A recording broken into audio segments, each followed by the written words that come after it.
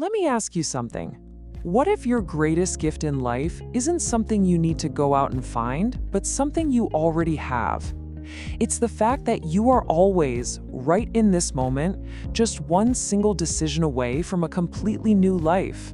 So today, we're going to build a blueprint to show you exactly how you are the architect of your own reality and not a prisoner of your past. Okay, let's just dive right in with a tough question. Is your past your prison? I mean, really think about it. Do you feel defined by the things you've done, by the labels other people have given you, or the ones you've given yourself? It's a big one, I know. But how you answer that question, well, it holds the key to everything that's coming next. So look at this. On one side, you have the stories we tell ourselves, right? Oh, I'm not a morning person. I'm just naturally shy. You know the drill. These are just stories, a bunch of old memories we've decided are facts. But on the other side, that's the truth. You are one decision away from change. That old story isn't you. It's just something you did. And this just nails the point perfectly. Clinging to who you used to be is like wearing a heavy raincoat just because it rained yesterday. I mean, the fun is out now. It's time to adapt. Who you were has absolutely nothing to do with who you were choosing to become in this very moment. This brings us to our first big idea, and it all starts right here. Look, this isn't about some massive, life-altering overhaul that feels totally impossible.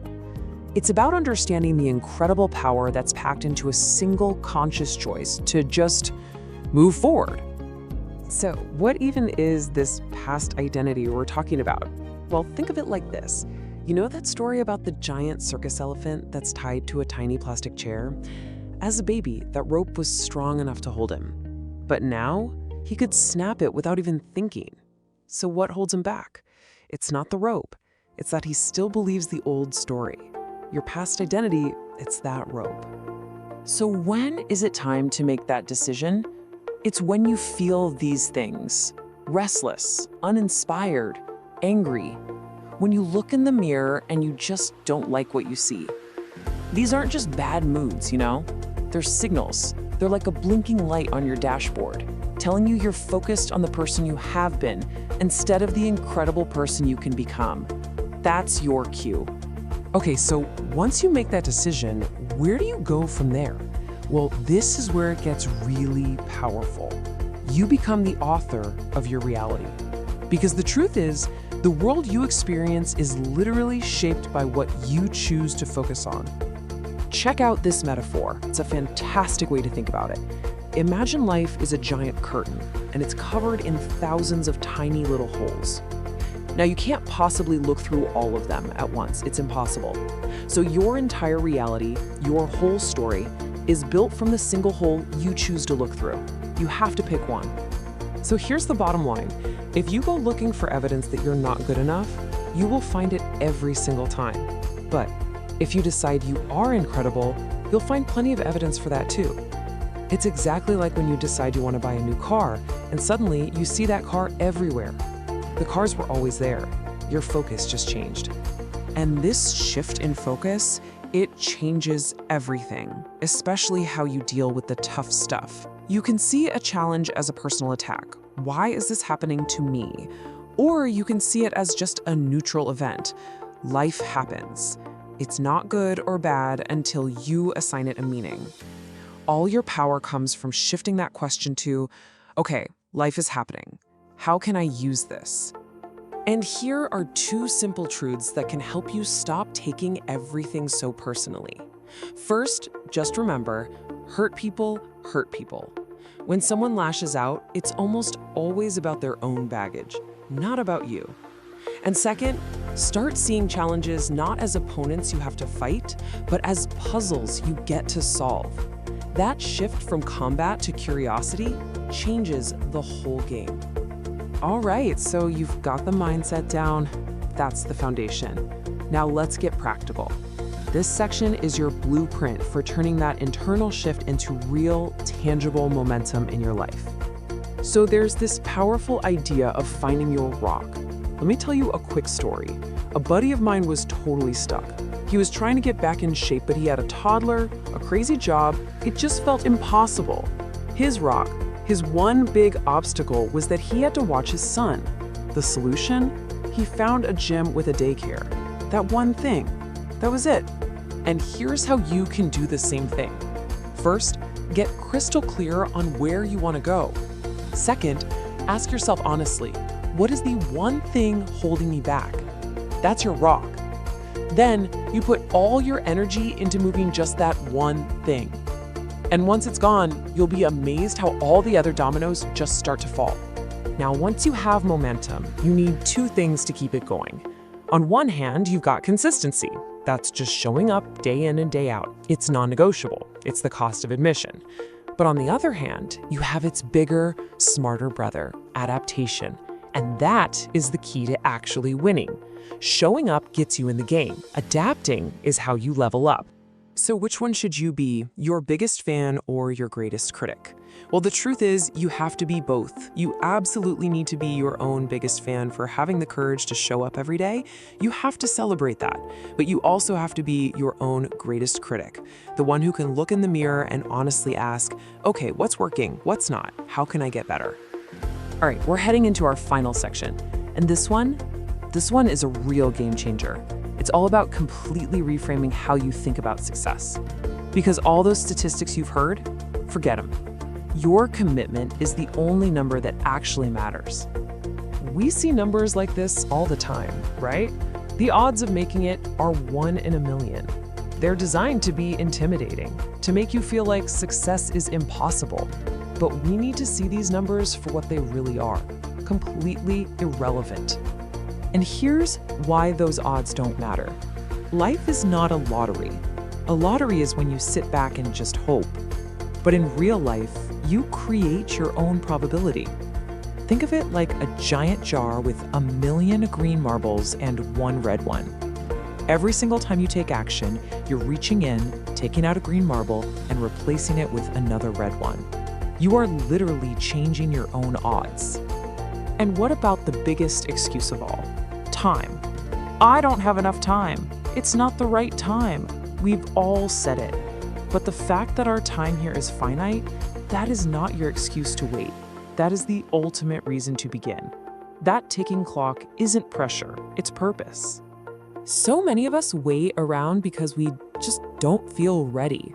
But here's the secret. Readiness is a myth. It doesn't exist. You can't know everything before you start, because the path itself is the teacher.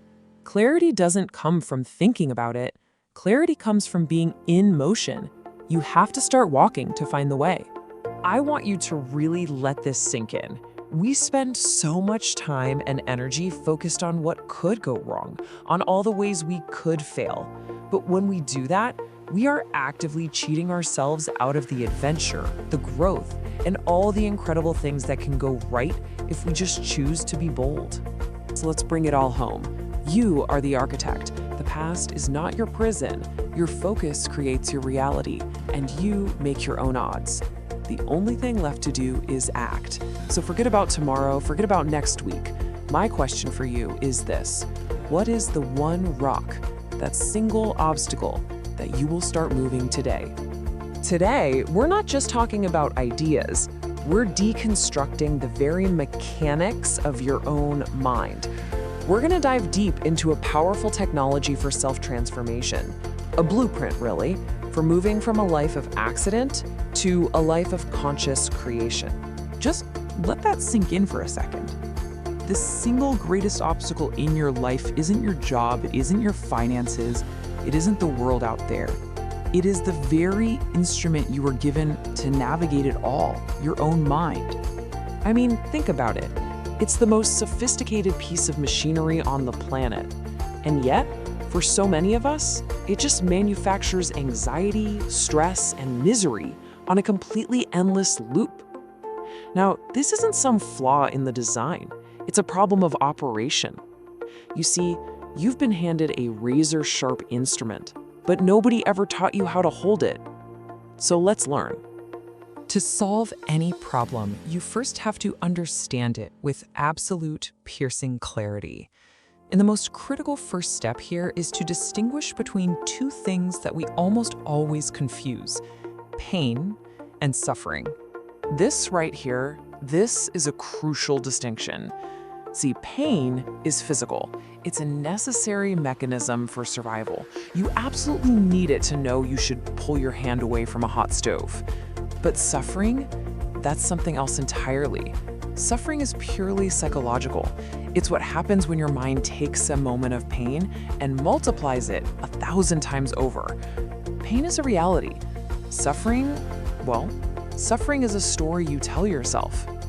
So here's the core of it. Your suffering isn't actually coming from what's happening to you right now. It's being manufactured by the two most fantastic faculties that human beings possess: a vivid memory and a wild imagination. You know, no other creature on this planet has this problem. And this is how it plays out in real life, isn't it? You can take something that happened a decade ago and relive the hurt like it was this morning. You can cook up some worst-case scenario for next week and feel the full force of that anxiety right now. You are literally suffering things that have no existential reality. They're just thoughts. They're just emotions that you are creating. Okay, so this brings us to the core conflict that's happening inside of you right now. It is a battle for your own life energy, and it's being fought between two opposing forces: compulsion and consciousness. Your life is really just a combination of two things: time and energy. Now, time, that's slipping away for all of us at the exact same pace. Energy is the only thing you have any say over. So look at this. About half your life is just basic maintenance: sleeping, eating, the works. But of the half that's left, a staggering amount, almost all of it, is just consumed by these compulsive unconscious cycles. Thoughts you don't want to think, emotions you don't want to feel. And that leaves this tiny, tiny sliver for conscious, intentional living. And this right here, this is the central tragedy of it all. Your intellect, the very thing that is supposed to set you apart from every other creature, has become the source of your own bondage. It's supposed to be a tool that works for you, but instead, you've become a slave working for it. So how do you fix this? The short answer is, you don't. You can't fight your thoughts. You can't wrestle your emotions into submission. That's like trying to fight the darkness in a room. It's pointless. What do? You just turn on the light. Compulsive patterns, that's the darkness. And bringing your attention, your consciousness to them, that is the light. Which brings us to the solution. And listen, this isn't a belief system. It's not a philosophy. It is a technology, a practical method for building your interior world the way you want it to be. This is what we call inner engineering. You know, most of us go through life by accident. Our inner state, whether we're happy or miserable, it's just a random reaction to whatever's happening around us. Inner engineering is about finally taking the controls. It's about making sure that what happens inside of you happens your way, period. And what's the root of all this internal chaos? It's actually a pretty simple case of mistaken identity. You see, you've gathered a body, you've accumulated a whole bunch of thoughts, opinions, and emotions over the years, but you've become so deeply identified with all this data that you actually believe it is you.